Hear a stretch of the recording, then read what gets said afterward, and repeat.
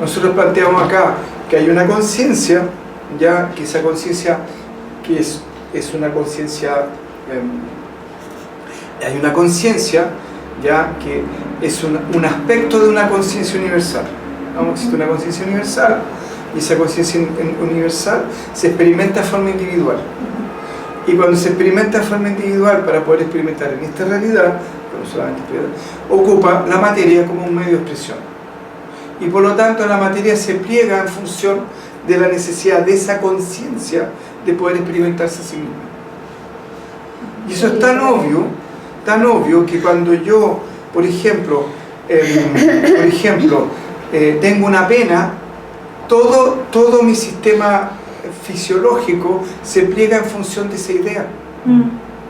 Se pliega en función de ese sentimiento. O cuando yo me sorprendo, reacciono, es mi biología la que se pliega frente a cómo yo respondo a ese estímulo. Entonces si solamente mandara la biología, yo no podría reaccionar de esa manera. Entonces ahí está una clara demostración de que quien comanda nuestra realidad es algo que está más allá del cuerpo, que está más allá de nuestra biología y que hace que nuestra biología se pliegue en función de eso. Es cierto, ahora, ¿qué pasa? Como hay una interacción en el fondo de ambos y una interdependencia, y como habíamos visto, la Antonia sí estuvo en ese curso, si no me equivoco, en los cuerpos sutiles, que un cuerpo arrastra al otro, el cuerpo físico sí puede arrastrar a otro. ¿Me entiendes? Entonces yo, por ejemplo, puedo sentir el olor al maní o a un queque, y yo, ¡ay, qué rico olor a queque! Tengo ganas de comer queque, ¿ya? Y eso ya fue el olorcito físico. Pero también puedo estar por ahí y alguien dice, hoy ¿sabes que la Marita sacó un queque súper rico? Y yo, ¿queque? ¡Ay, me acordé de mi abuelita! ¿En serio? Sí. Hoy tu abuela hacía unos quequecitos acá, qué rico ya. Y voy compro un queque, fue un pensamiento. ¿Estamos? Entonces, porque existe esa interdependencia. ¿Ya? Entonces, ¿qué pasa? Yo sí puedo anular, ¿ya? Las expresiones biológicas, ¿ya? Puedo anular la respuesta fisiológica a una emoción y un sentimiento por medio de un fármaco, que es lo que hacen pero no, lo que está pasando ahí es que lo que habíamos explicado siempre es que para que haya una emoción tiene que haber un pensamiento y una sensación física, y esa sensación física, si es imperceptible, aunque sea imperceptible, tiene que estar presente. Si no hay sensación física, hay solamente un pensamiento, no hay una emoción. ¿Me explico, no? Entonces, ¿cuál es la diferencia entre un deseo y una emoción? Y una necesidad. Sí. Ya. Entonces, deseo comer maní. Ya, porque soy mono. Ya, deseo comer. Ya. ¿Qué sé yo? Y sí, lo mismo, que rico. Pero si no he almorzado todo el día y llego acá, ya, y muerto de hambre y veo el maní, digo, necesito comer maní, ¿ya? ¿Por qué? Cualquier cosa, porque estoy muerto de hambre, ¿ya? Y si no como, me voy a sentir mal, me voy a poner mal genio. ¿Me explico, no? Entonces, ese deseo se convirtió en una necesidad. Y cuando una necesidad, si yo no satisfago ese deseo, me desestabilizo emocionalmente. Que por ejemplo las personas que fuman. Ya dicen, chuta, si no fumo, me va a desestabilizar emocionalmente, me va a sentir mal, me va a sentir mal genio, me va a sentir que algo me falta. Esa es una necesidad. Por eso salen corriendo a fumar. Por eso salen corriendo a fumar. Porque es una necesidad. Porque la persona, si no satisface ese deseo que se ha convertido en una necesidad, se desestabiliza emocionalmente. Entonces, lo mismo pasa con las emociones. En el sentido de que yo puedo tener una emoción y moviliza toda mi estructura. Pero un pensamiento no necesariamente moviliza toda mi estructura. Entonces, si yo me tomo un remedio que me suprime la sensación fisiológica, que me gatilla en los pensamientos negativos, claro, yo puedo estar sintiéndome mal, me tomo el antidepresivo, tengo pensamientos negativos, pero al no tener una respuesta fisiológica, no se puede generar una emoción y por lo tanto no se me moviliza toda mi maquinaria. Pero igual esos pensamientos negativos generan una energía, ¿cierto? Sí, pero que de no alguna tiene- manera hay que almacenar los cuerpos. Claro, pero es que es como que de repente tú estás pelando a alguien que te cae mal, ya, y listo, y supongamos que de repente alguien te dice, oye, sé que esa persona se murió. Y tú, ¡ah! Lo que te pasa son mil cosas distintas que solo el hecho de pelarla. Ya. El pelarla fue como un pensamiento nomás, mira que acá. Pero al decir, oye, sé que esa persona se murió, no sé, una semana después, ¡ah! Y ahí te agarramos. ¿Me explico? En el fondo. Está claro eso, ¿no? Como cuando hay solamente un pensamiento, sí, hay un pensamiento, sí, que acá, que allá, pero no te moviliza necesariamente, ¿ya? La emoción te moviliza, y generalmente la emoción te moviliza y genera una acción, ¿no? En el caso del maní, a comer maní, porque resulta que si no como maní, o el caso de fumar, voy, porque si no fumo, me angustio, me viene ansiedad o lo que sea, ¿estamos? Entonces, el pensamiento, entonces, entonces nos han hecho creer que somos el cuerpo, y no somos el cuerpo, ya, no somos el cuerpo. El punto es... Por eso entonces las personas que quieren dejar de fumar y que piensan que quieren dejar de fumar no lo consiguen. No. Ahora, ¿por qué no consiguen fumar, dejar de fumar las personas? Porque para que haya una respuesta real en nosotros necesitamos tener los cuerpos alineados y sincronizados en un solo sentido. Entonces tenemos que pensar, sentir y actuar en función de ese deseo. Y por eso también entonces solo pensar en No que sepa nada. existe el ser no es suficiente. No, tienes que sentirlo. Pero eso Y está por la eso yo les digo meditación. que es más cercano a una emoción que a un pensamiento. ¿Y cuál es el juego que está haciendo hoy en día la sociedad y los medios de comunicación? Llevarlo al puro racionalismo. Porque al llevarlo al puro racionalismo los desconecta del sentimiento, de la emoción, y ustedes mecánicamente están haciendo eso todos los días. Cada vez que escriben WhatsApp, cada vez que escriben un mail a otra persona, están distanciándose de su mundo emocional. Y ustedes se están autoentrenando en dejar de sentir. En dejar de sentir, conectarse con nosotros. En términos de emociones, en términos de sentimientos.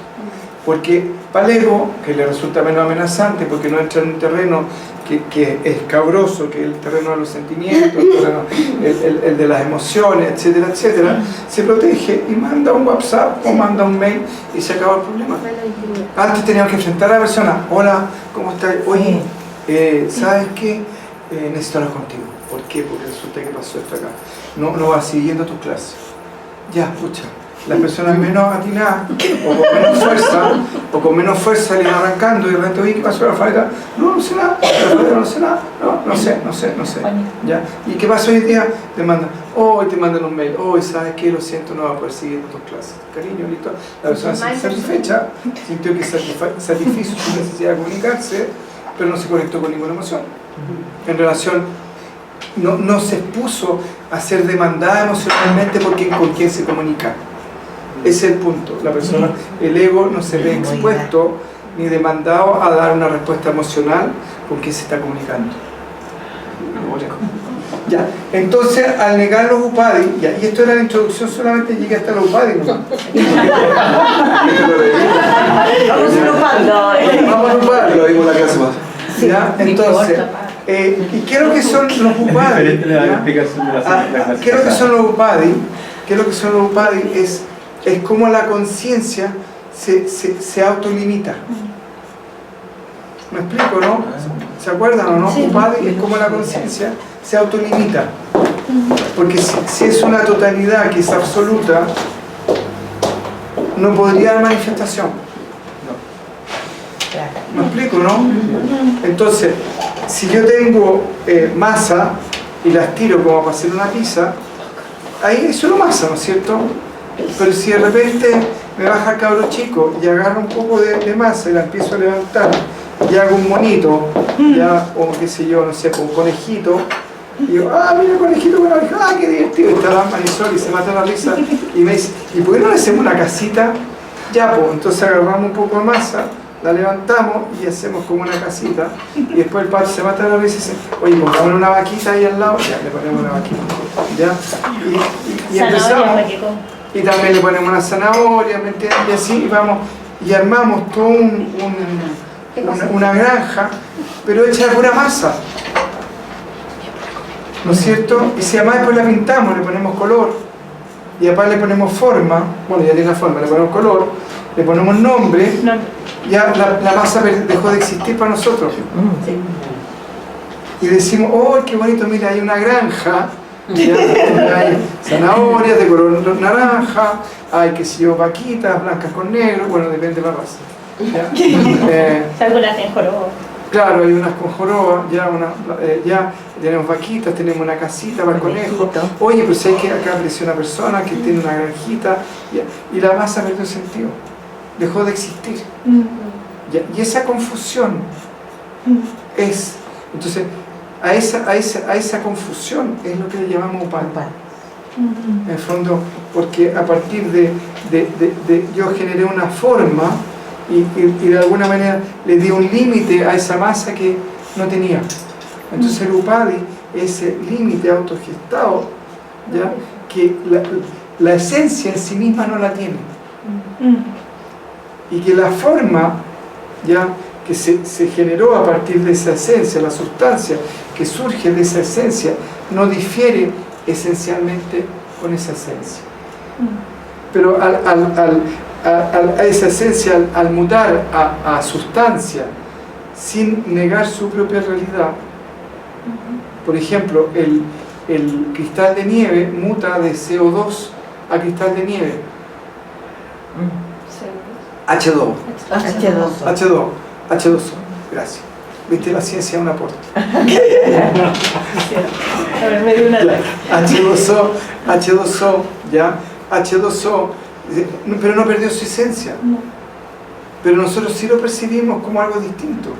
Incluso lo denominamos, incluso sacamos fotografías. ¡Ay, qué lindo! La mandamos por ahí, que sé yo, por WhatsApp. Oye, mira qué lindo cristal de nieve. Me cayó justo aquí. ¡Ay, qué bonito! Ya. ¿Estamos? Entonces, es lo mismo.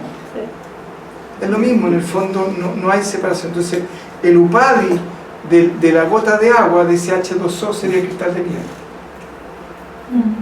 ¿Es como la denominación que le damos al objeto?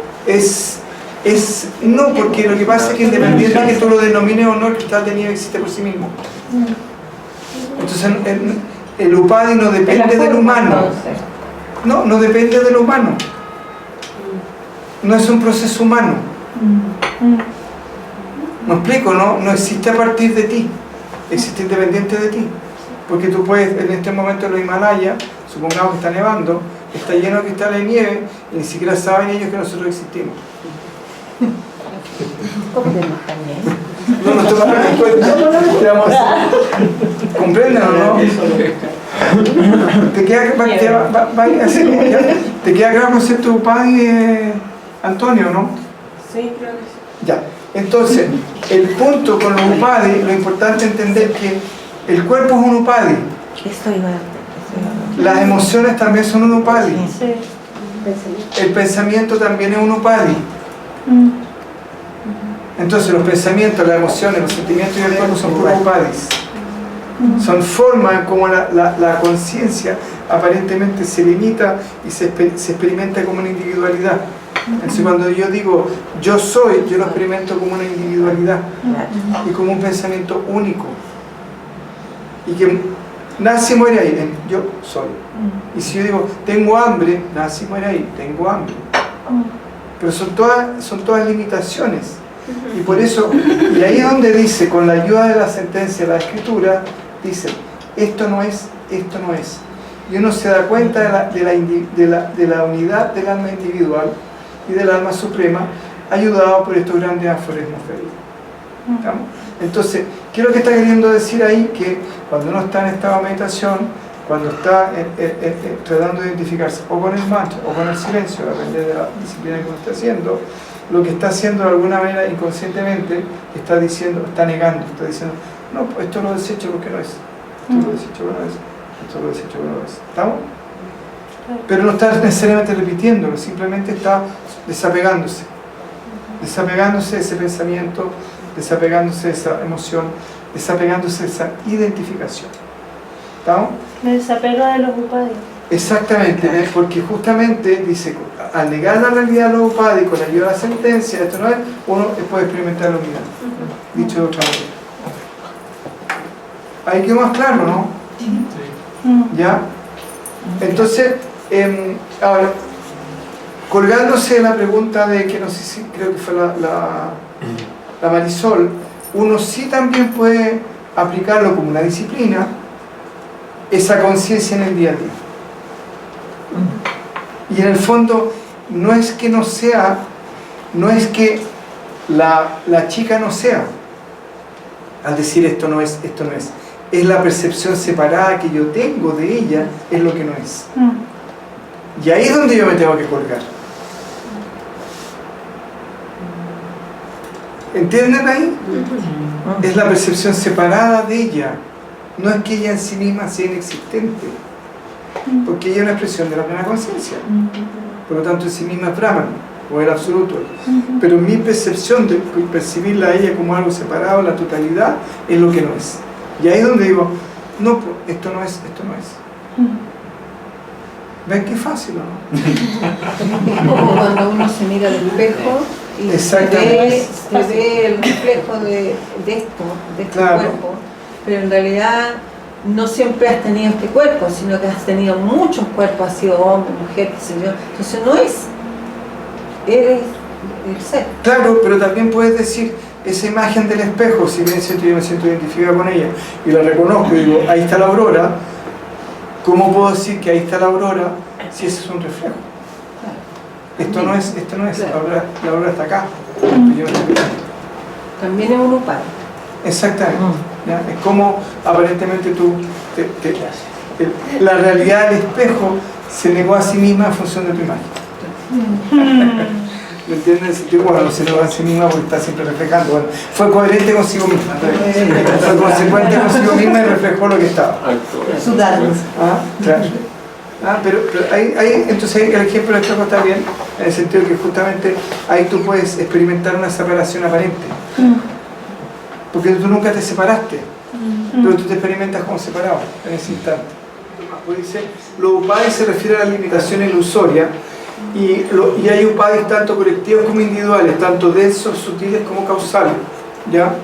Y eso es bien interesante porque, por ejemplo, las creencias también son upadis.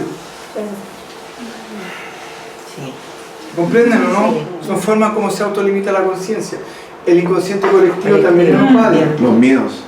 Los planos, todo el relativo son las dimensiones. Claro, todo eso son ya. O la ley natural. También, en algún sentido. Aunque sean. Sí. Están manifestadas. Están manifestadas. O sea, todo eso.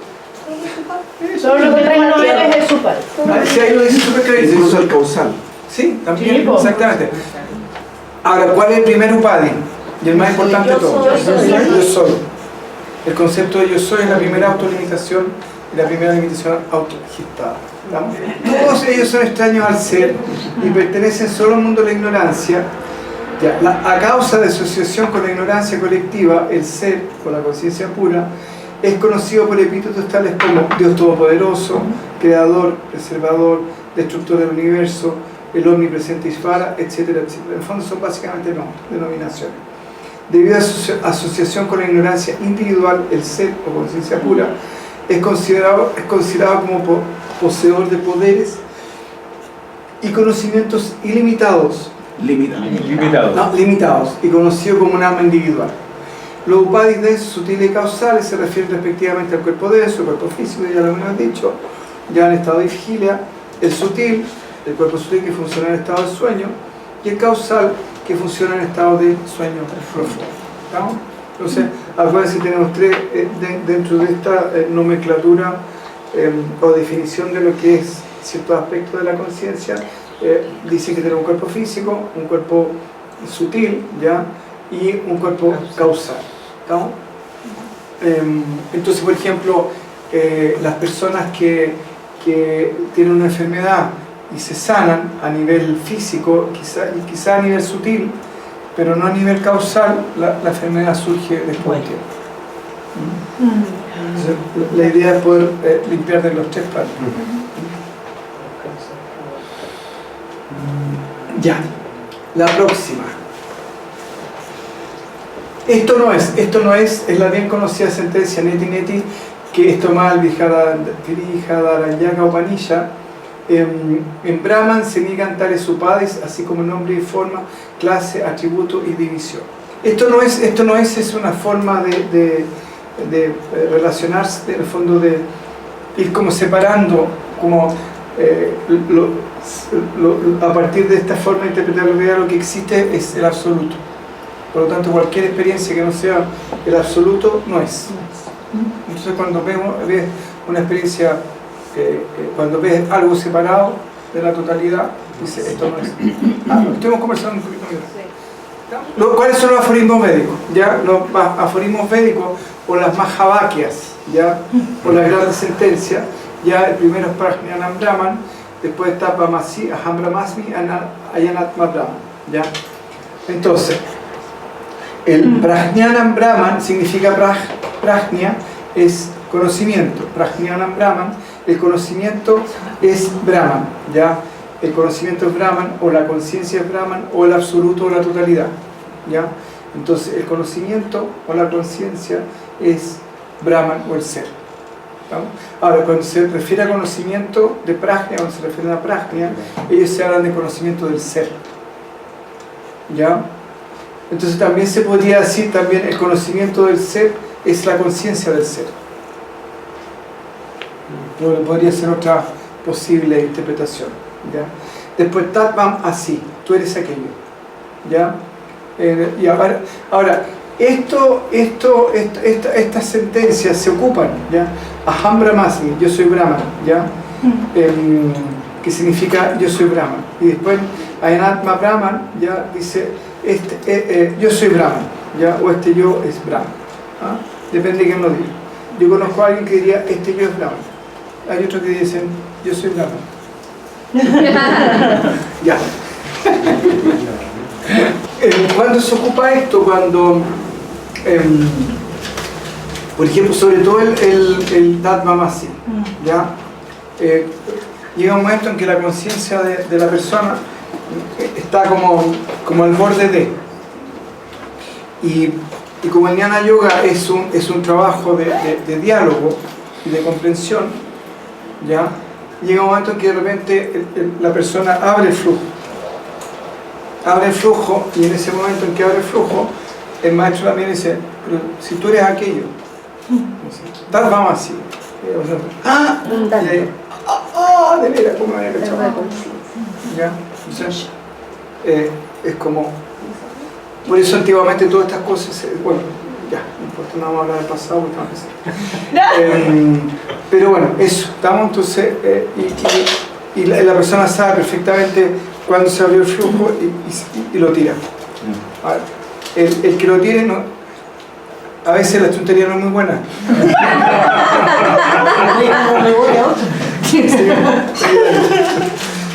O lo tira ahí. Ahora, también se pueden usar también como también se puede usar como Aham Brahmasmi, como claro, ¿no? Ya. Ahora el punto es que basándose en estos 4 conceptos, la persona puede sostenerse en este proceso reflexivo y empezar a interpretar la realidad a partir de este proceso reflexivo. Es decir, como la conciencia es Brahman, cada vez que yo percibo algo que no es Brahman, digo neti neti, esto no es. Después digo, pero bueno, tú eres aquello, se llama, es del ¿cómo se llama? El maestro que lo tiene. Y también puede decir, bueno, finalmente puede decir Aham Brahmasmi, yo soy Brahman, ¿ya? Y otro puede decir este yo o este Atma es Brahman, ¿no? Ayanatma Brahman. Y puede entrar ese proceso reflexivo y funcionar desde ahí, es decir, yo soy el ser, ¿ya? Y pa. Pero volvemos que ahí, si no está la madurez suficiente, se puede caer en la repetición. Como me preguntaba la Paulina, bueno, ¿cuándo un hecho se convierte en una realidad en sí mismo? Cuando el pensamiento, la emoción y la acción están en un solo sentido, ¿no? O sea, esto no solamente hay que pensarlo, sino que además hay que sentirlo. ¿Y cómo lo siente uno? Trabajando con la meditación, ¿ya? Por lo menos así lo planteamos nosotros acá. Bien, la próxima. Entonces, dice, estos 4 aforismos señalan la no dualidad del alma individual, ¿ya? El alma individual le voy a explicar a los nuevos. ¿Ya? Entonces, el jiva es el alma individual. En términos, la conciencia identificada con una personalidad, con un cuerpo.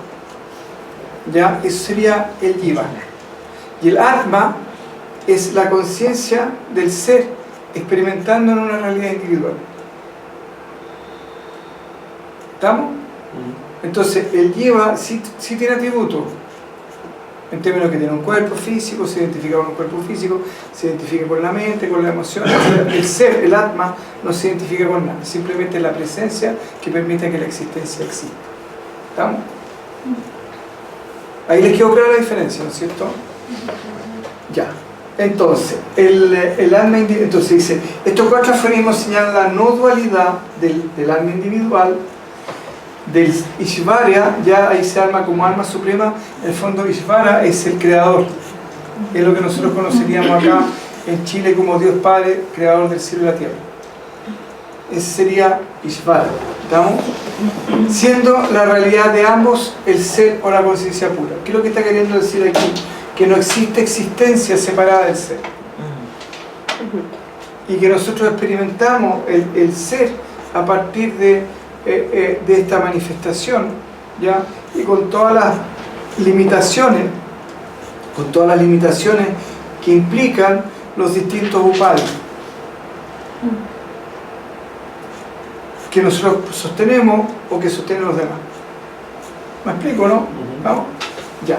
Entonces, el conocimiento de la no dualidad es el conocimiento de la realidad, tattva yajna, ¿ya? Y es el medio para el logro de la liberación, ¿ya? Entonces, el conocimiento de la no dualidad es el conocimiento de la realidad. Tattva significa principio, el principio del conocimiento, yajna, ¿ya? Tattva yajna. Y es el medio para el logro de la liberación, ¿ya? Acá se hablan de liberación en el sentido de me libero de la identificación del cuerpo, las emociones y los pensamientos, ¿tá? Si ustedes se dan cuenta, incluso me libero del pensamiento también, pero como les decía, el pensamiento es simplemente un instrumento de resolución de karma. Si ustedes se dan cuenta, todos los pensamientos, como estaba conversando en el recreo, apuntan a resolver algo. Díganme, ¿qué pensamiento tienen ustedes que no apunta a resolver algo? ¿Conocen algún pensamiento de ustedes que no apunta a resolver algo? Ya, pues eso es acción. ¿Y qué es lo que, cómo se traduce karma? Acción.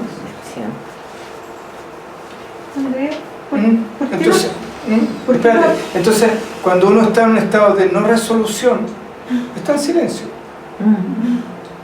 ¿Y por qué está en un estado de no resolución? Porque está en el ser, pues todo perfecto. No hay nada que hacer. No hay nada que hacer. Pero ¿qué pasa? Como la existencia está existiendo, se está moviendo, uno se mueve en ese flujo. Pero no hay un yo que esté moviendo algo. Uno es parte de un proceso existencial en que la existencia está sucediendo, en que la existencia está moviendo, porque hay movimiento, y uno es parte de ese movimiento como cualquier. Es tan importante como la mota de polvo que puede haber pasado por ahí en ese instante. ¿Me entiendes? Tiene ese mismo nivel de importancia. Claro, como es instante. Porque finalmente lo importante no es ni el nombre ni la forma, ni el sentimiento de individualidad, sino que la totalidad que sostiene eso. ¿Comprenden?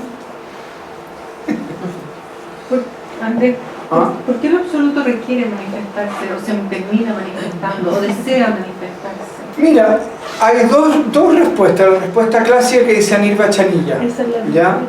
La Anirvachanilla, que significa moya. Moya. Esa es una. La otra respuesta, son 3 respuestas posibles. La segunda es de aburrido. De aburrido. Claro. ¿Ya?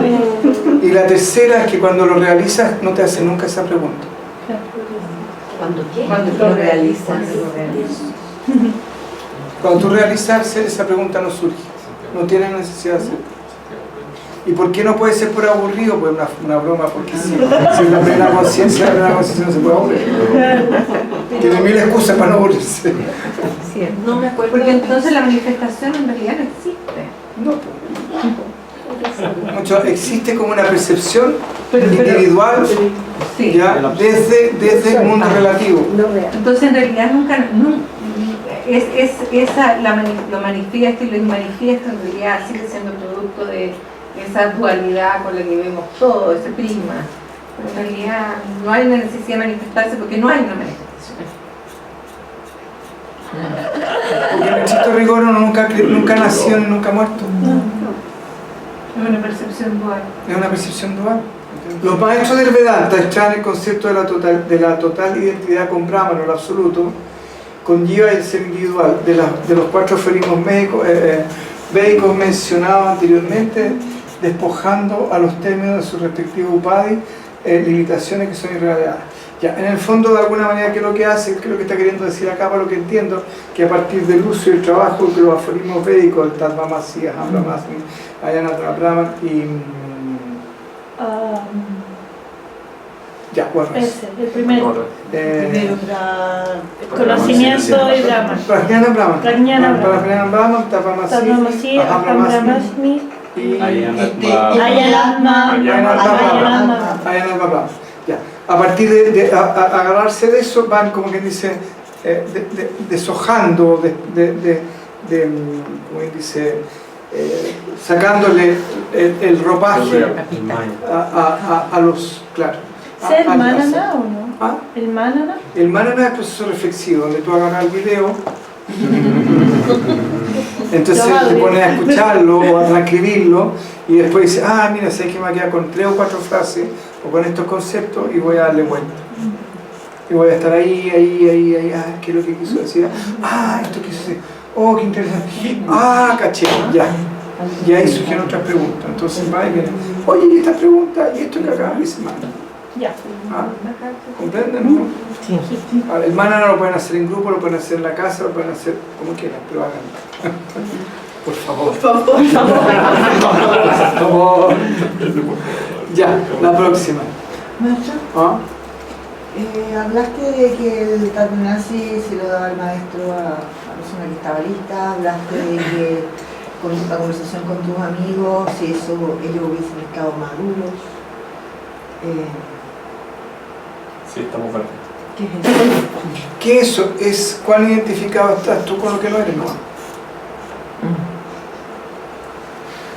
Volvemos un poco a lo que decía Hernán. En el fondo, él se dio cuenta en la terapia de que había personas que les costaba soltar ciertas cosas porque sentían que había un sentimiento de identidad ahí.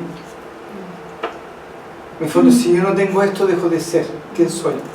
¿Y por qué surge esa sensación de que quién soy ya o dejo de ser? Porque justamente no me he identificado con la fuente. ¿Me explico? Entonces, yo les digo que en este proceso de desidentificación hay que identificarse con el ser, porque si no se van a dividir y van a quedar listos para el psiquiatra. Claro. Se van a tirar donde la Isa o donde la Antonia. ¿Ya? Donde la Isa la Antonia, por favor, reunifícame. Reunifícame a partir de la dualidad. Claro. Y el upadhi, el último upadhi que hay que trascender El causal, el sentimiento yo soy. el yo soy. El yo soy. Es el último upadhi que se trasciende. Que a mí me da la sensación que, bueno, como que a veces siento que tengo upadhis que como que con los que me apego más, pero no sé si es el sentimiento. Ahí tienes que preguntarte qué está sosteniendo eso.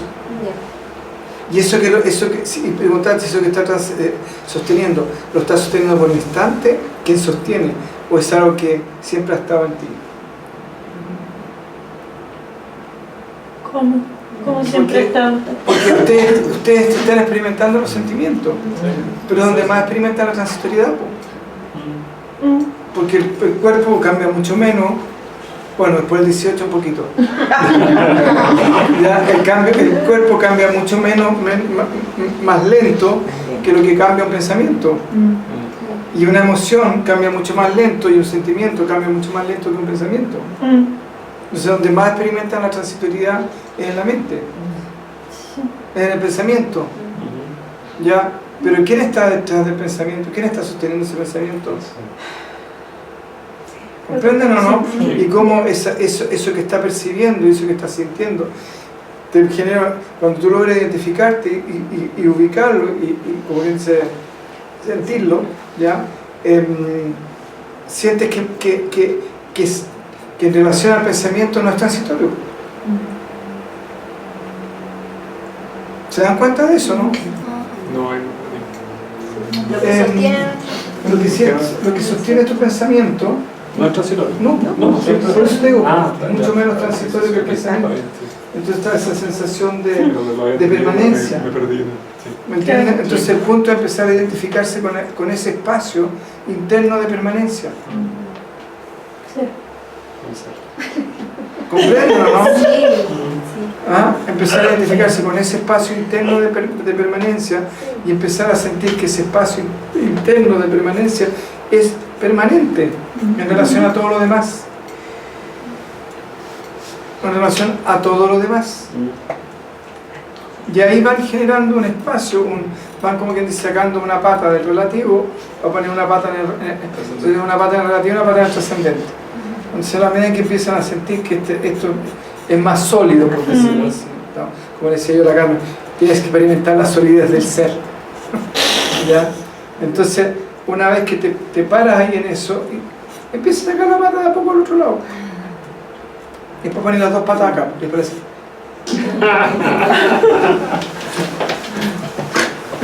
Ya, ¿comprenden o no? Sí. Pero el punto es empezar a identificar ese estado interno de conciencia, de permanencia, y empezar a sentirlo. Tienen que empezar a permitirse darle espacio en su realidad, darle espacio a esa realidad o la realidad. ¿Van cachando, no? Bien. ¿Qué le has hecho antes? O sea, Medio 30. ¿Tenías oportunidad? No necesariamente uno puede experimentar una emoción, un sentimiento sin identificarse con eso. A ver, volvemos a lo mismo. En el fondo, la identificación es lo que te permite la experiencia, ¿no? Sería psicópata, o sería disociada, o necesitaría rápidamente una sesión con la Antonia o con la Isa, ¿no? Y si quería apoyarte también con bioenergía acá con la Paulina. Y ya. No sé qué más puedo hacer. El Hernán. Y también puedes trabajar con terapia con el Hernán y con el Eric también. Ya. Entonces, el punto, te fijas, es que el punto no es la identificación, el punto del apego. Lo que te separa es el apego, no es la identificación.